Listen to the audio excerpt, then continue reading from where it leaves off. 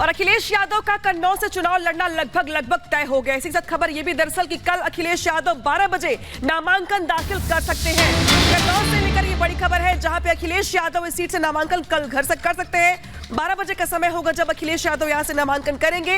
दरअसल ये वही सीट जहां से अखिलेश यादव पहले भी चुनाव लड़ चुके हैं, जीत चुके हैं। इस सीट से इनकी पत्नी डिंपल यादव भी सांसद रह चुकी हैं। एक बार फिर से अखिलेश यादव कन्नौज सीट से ताल ठोकने की तैयारी कर रहे हैं और कल इस पर नामांकन करने की बात निकल के सामने आ रही है। कल दोपहर 12 बजे अखिलेश यादव कल नामांकन करने वाले हैं। अखिलेश यादव कन्नौज से पहले सूत्र बता रहे थे कि लड़ेंगे, लेकिन अब स्पष्ट हो चुका है कि कन्नौज से मैदान में आएंगे, कल नामांकन दाखिल करेंगे। 12 बजे का वक्त दिया गया है।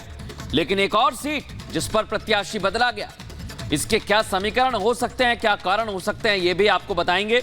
हमारे सहयोगी अजय दुबे इस समय हमारे साथ जुड़ गए हैं, उनसे हम समझेंगे। अजय बताइए, क्या समीकरण हो सकते हैं, क्या वो वजह है जिसकी वजह से अखिलेश को खुद मैदान में आना पड़ा और सीट एक और जहां पर प्रत्याशी बदला? प्रत्याशी बदला गया और ये प्रत्याशी सामान्य प्रत्याशी नहीं है, समाजवादी पार्टी का राष्ट्रीय अध्यक्ष है। ये बता रहा है कि कितनी अनप्रेडिक्टेबल समाजवादी पार्टी हो गई। अब आपने बात कारण की कारण की बात अगर मैं करूं, अखिलेश सफाई पहुंचते हैं, अपने घर पहुंचते हैं और उसके बाद कन्नौज का पूरा कैडर उनके पास पहुंच जाता है और अपनी अपील को दोहराता है। कन्नौज के जिला अध्यक्ष ने लगभग 5 दिन पहले रिपब्लिक भारत को यह बात कंफर्म की थी कि अखिलेश यादव ही कन्नौज से उम्मीदवार रहेंगे। समाजवादी पार्टी के कैडर की ये इच्छा थी, कैडर बार बार ये मांग कर रहा था, लेकिन उसके बाद भी तेज प्रताप यादव को उम्मीदवार बनाया जाता है। और अब जब लगातार कैडर इस बात को लेकर प्रेशर कर रहा था, रिक्वेस्ट कर रहा था, अपने तरीके से बार बार दरख्वास्त कर रहा था, तो अब मन बना लिया है अखिलेश यादव ने। रामगोपाल यादव ने इस बात की तस्दीक भी की है, अखिलेश यादव उम्मीदवार होंगे। अब से कुछ देर में जो तरीका है ट्विटर के जरिए ट्वीट करके बताने का, वो भी किया जाएगा समाजवादी पार्टी की तरफ से। और कल दिन में 12 बजे शक्ति बिल्कुल। और देखिए, ये फैसला किस आधार पर लिया गया है, ये बहुत हद तक स्पष्ट हो जाएगा। अब आपको बताते हैं, प्रधानमंत्री नरेंद्र मोदी कांग्रेस पर हमला कर रहे हैं। जोरदार हमला किया और कहा कि कांग्रेस का सहारा अब सिर्फ तुष्टीकरण बचा। प्रधानमंत्री नरेंद्र मोदी मध्य प्रदेश पहुंचे।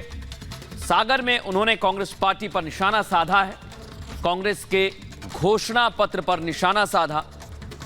प्रधानमंत्री नरेंद्र मोदी ने कई बड़ी बातें कही हैं, सुनवाते हैं आपको।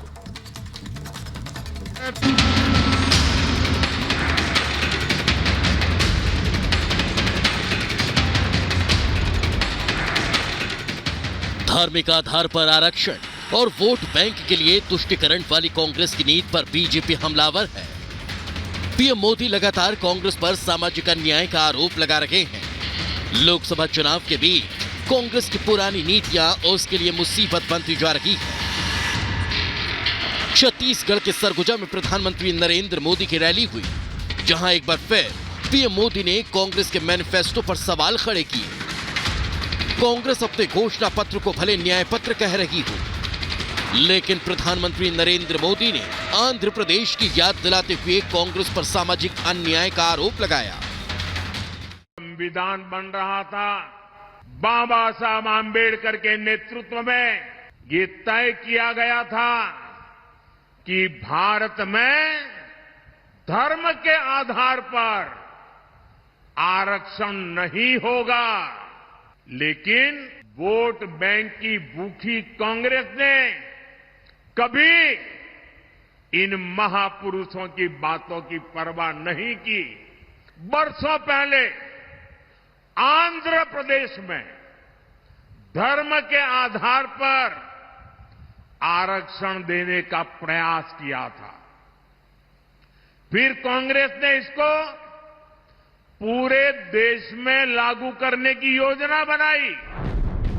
चुनाव में सियासी माइलेज लेने के लिए कांग्रेस ने अपने मैनिफेस्टो के जरिए बड़े बड़े वादे किए।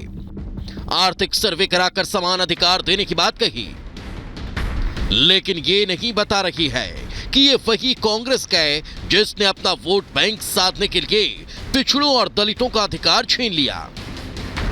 बाबा साहेब आंबेडकर के संविधान से खिलवाड़ की कोशिश की कि एससी, एसटी, ओबीसी का जो कोटा है उसी में से कम करके, उसी में से चुरा करके ये धर्म के आधार पर कुछ लोगों को आरक्षण दिया जाए।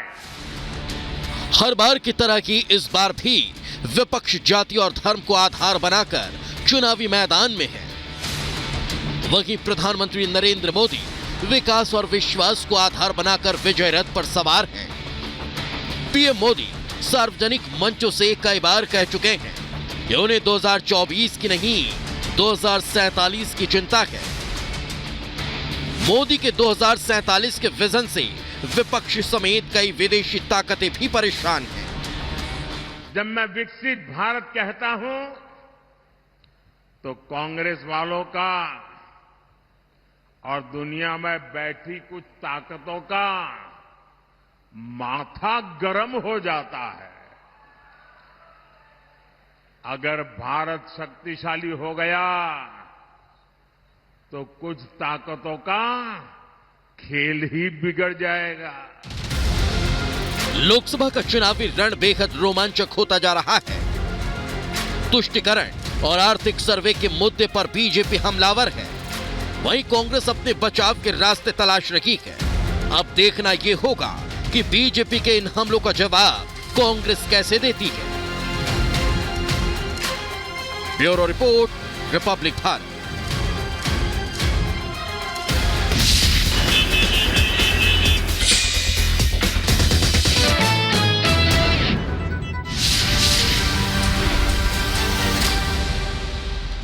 नमस्कार, स्वागत है आपका। मैं हूं अनामिका पांडे। रोड से रिपोर्ट लेकर हाजिर हूं बाराबंकी से। बाराबंकी के लोगों से मैं बात करूंगी। यहां जो रोड के किनारे दुकानें हैं, जो व्यापारी हैं, आम लोग हैं, उन सब से बात करूंगी और जानूंगी कि आखिर क्या कहना है लोगों का आने वाले चुनाव को लेकर, लोगों की राय क्या है। तो चलिए जानते हैं और करते हैं रोड से रिपोर्ट मेरे साथ। कौन आ रहा है चुनाव में इस बार? उसमें क्या नाम है, भाजपा और उसमें मुकाबला है। क्या मुद्दे हैं यहाँ के, बताइएगा। मैम चक्कर क्या है, यहाँ पे सपा और कांग्रेस का गठजोड़ है और पुनिया का थोड़ा सा चांसेस ज़्यादा है। हाँ, लगता है आपको? हाँ, क्योंकि जो पहले यहाँ पे भाजपा में थे वो अब लड़ नहीं रहे, नया चेहरा है तो उम्मीद कम है। अरे बस मुद्दे वही हैं कि जैसे तैसे चल रहा है काम लोगों का, वैसे महंगाई और बेरोजगारी की वजह से लोग ज़्यादा दिक्कत में हैं। सरकार से खुश है कि नहीं? सर सरकार तो अपना काम कर ही रही है, सरकार तो बढ़िया ही काम कर रही है, बस थोड़ा महंगाई और बेरोजगारी वाली सिस्टम है। हाँ, इससे कुछ लगाम सरकार लगावे आने के बाद तो जरा बात अच्छी हो जाए उसकी। नहीं, सरकार तो सब अच्छा कर रही है, मगर व्यापारियों के लिए काम अच्छा नहीं है। हम लोग जीएसटी पूरी देते हैं, चंदा भी देते हैं, सब कुछ देते हैं, मगर हम लोग को सुविधाएं कोई नहीं मिलती। कौन जीत रहा है इस बार चुनाव में?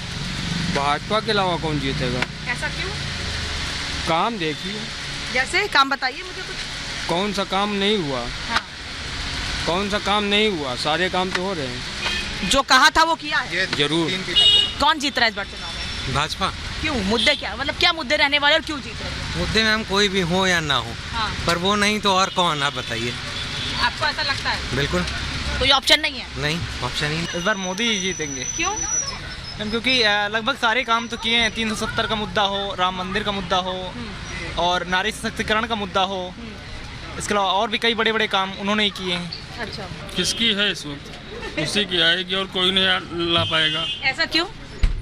काम कर रहे हैं। क्या काम कर रहे हैं? जैसे दिखाई सबको दिखाई दे रहा है। काम उन्होंने किया है, काम कर रहे हैं। सरकार उन्हीं की आएगी और किसी की सरकार नहीं आएगी और फालतू कोई ना परेशान हो। कोई परेशान ना हो, ये कह रहे हैं जो सरकार है वही आएगी। आप क्या कहेंगे?